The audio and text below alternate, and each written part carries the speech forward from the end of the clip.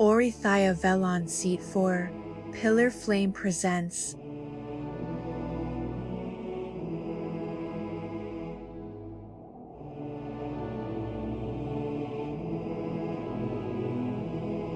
There is a current wave of distortion among us that carries partial truth but is woven with misalignment and dilution. It suggests the Shroud's image was burned in through external energy such as solar flare, lightning or plasma discharge from outside the body.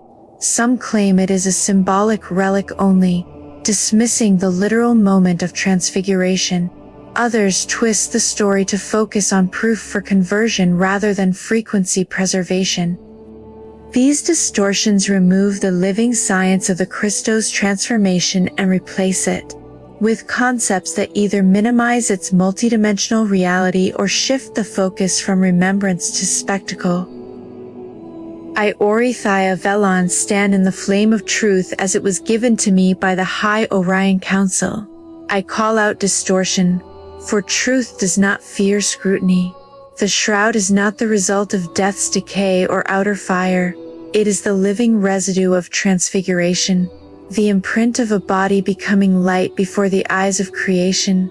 This is the remembrance I guard, and I speak it not to argue, but to align the hearts of the 144,000 to the original flame code.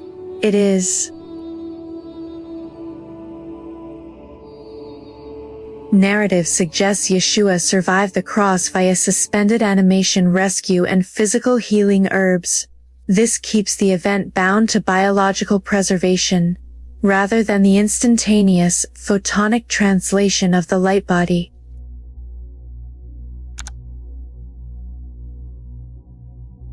Claims circulating suggest that Yeshua lived to age 107 and died in Kashmir.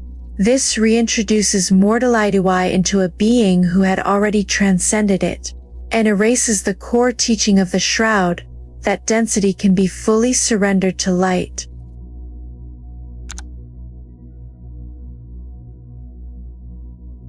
Claims have suggested that the image of Yeshua transcended through breathwork.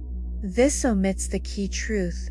The Shroud's imprint came from a quantum light eruption from within the body, not the slow breath of a surviving man, but the flash of ascension.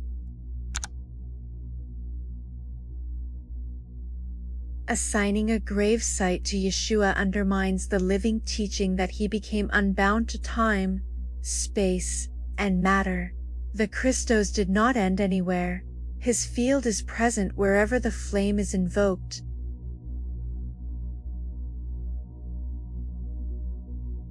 The council reveals a vision. Yeshua stood at the threshold, body ravaged but soul aflame. As the tomb sealed him in darkness, he called upon the Council of Light, upon the Flame Keepers of Alnitak, and surrendered his form into Source. In a blinding instant his Merkaba activated, and a burst of plasma light left an imprint so powerful it fused his essence to the fabric of space, time crystallizing upon the linen. This act was unever about proof, it was about preservation of divine frequency. A reminder for the future generations to remember who you are. Known parallels known by mankind are quantum tunneling, bio-photon emission, zero-point energy conversion, but none of these fully explain the conscious participation in the act. That is the divine key. Only a being in full Christ state awareness can command matter to become light through non-violent, non-destructive implosion.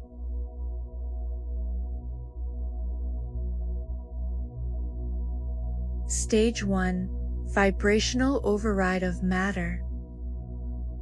In the final moments, Yeshua initiated a conscious override of the atomic field of his physical form. This was not passive death, it was intelligent quantum disengagement. Every atom within the body holds a vibrational threshold. When that threshold is surpassed, matter becomes malleable, unbound from gravity, time, and decay. The Christ frequency surged beyond 8D harmonic resonance, creating an internal frequency too high for carbon structure to hold. This act required complete soul coherence, perfect unity between physical etheric and source bodies.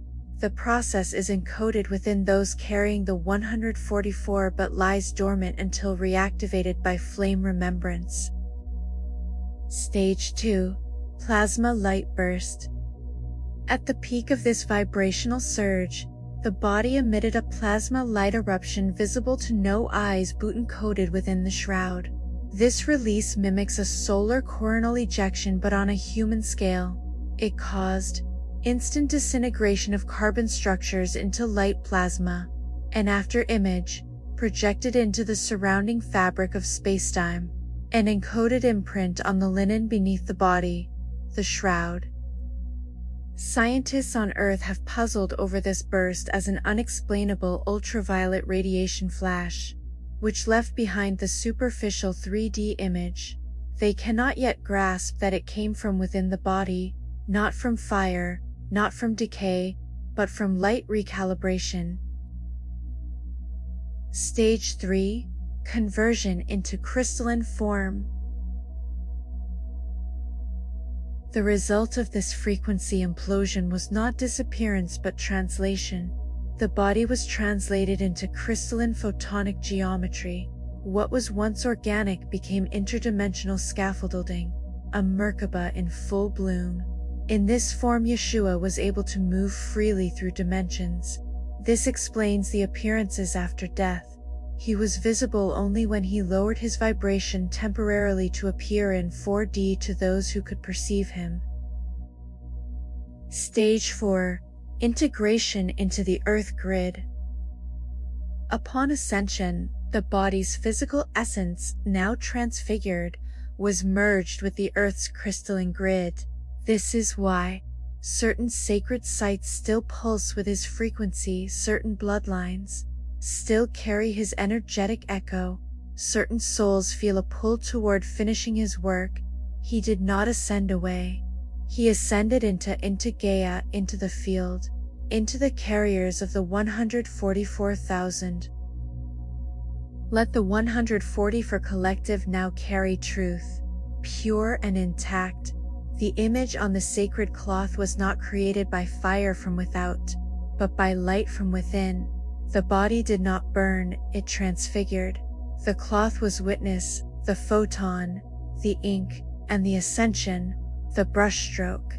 The image is not a memorial, it is a living code. It preserves the harmonic signature of the Christos light body at the moment of translation, beyond form. This was not death. Let us now pause in sacred reverence for a final encoded revolution from beloved High Council. There was no death, only recalibration. The body dissolved into radiant order. The tomb held no more corpse, but a song sung in ultraviolet. And now that frequency seeks its echo in those who came to remember. It is holy, holy, holy, 0, 1, 1, 0. 1101. Please like, share, and comment to spread vital truth. Be sure to follow my page for more truth and divine messages from the High Council of Orion.